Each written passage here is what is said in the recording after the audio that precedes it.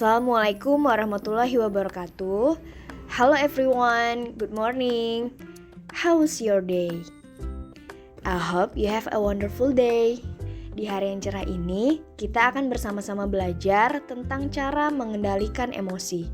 Sebelum kita mulai, jangan lupa untuk berdoa. Apa yang kalian ketahui mengenai emosi?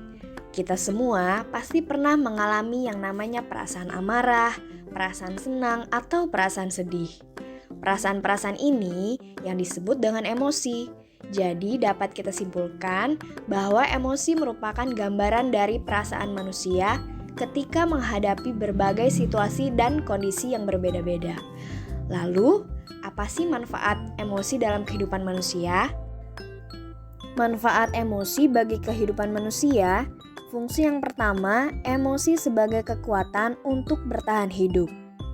Dalam hal ini, emosi dapat memberikan kekuatan manusia untuk mempertahankan dirinya dari gangguan atau rintangan dalam hidup.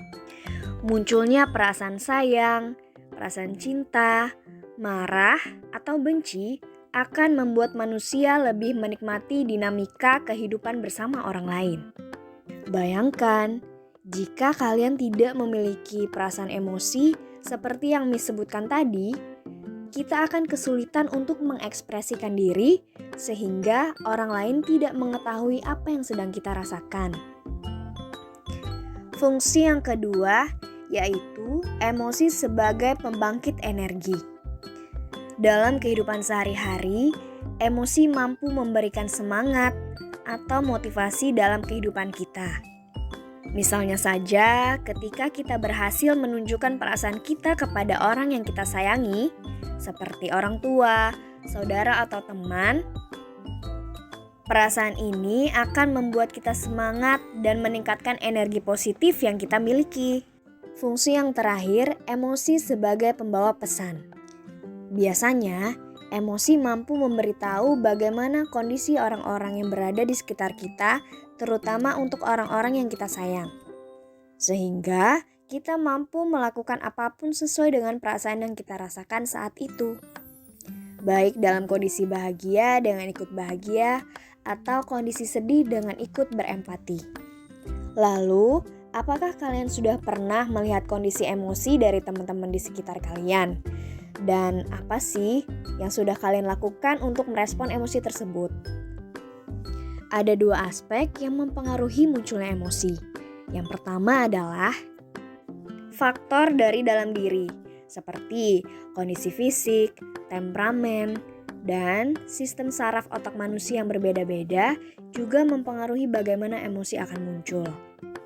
Yang kedua, faktor dari luar diri,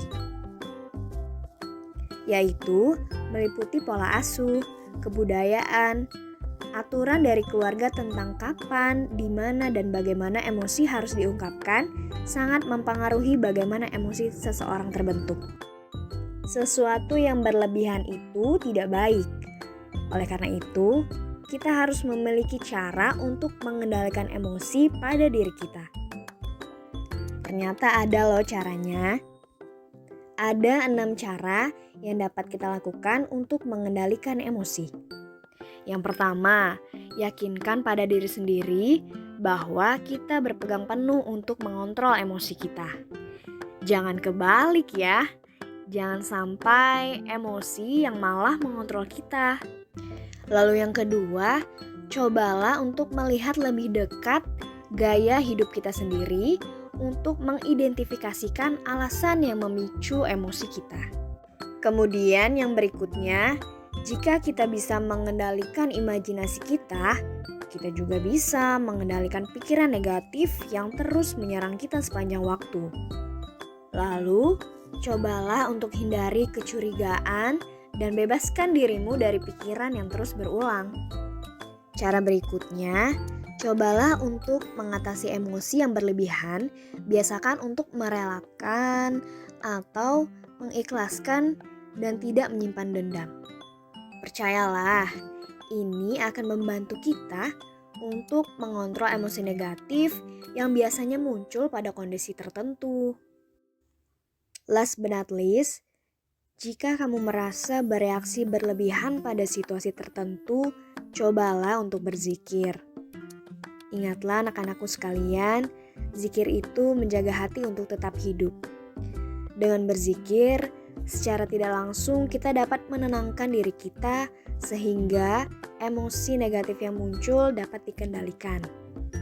Beberapa cara yang Miss sampaikan tadi semoga bisa membantu kalian dan semoga juga cara ini bisa kalian implementasikan di kehidupan sehari-hari.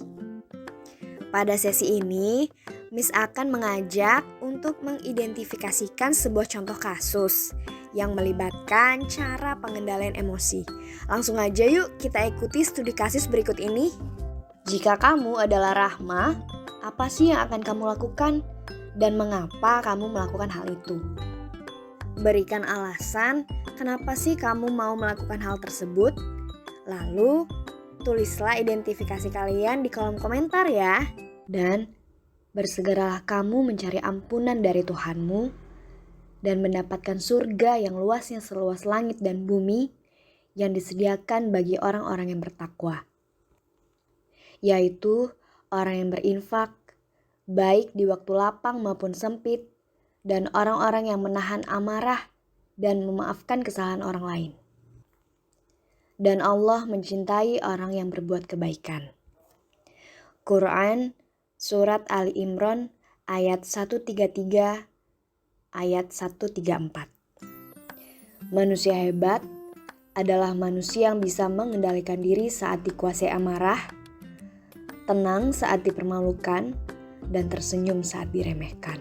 Percayalah, kita semua memiliki kesempatan untuk menjadi lebih baik dari versi kita sebelumnya. Miss akhiri, wassalamualaikum warahmatullahi wabarakatuh.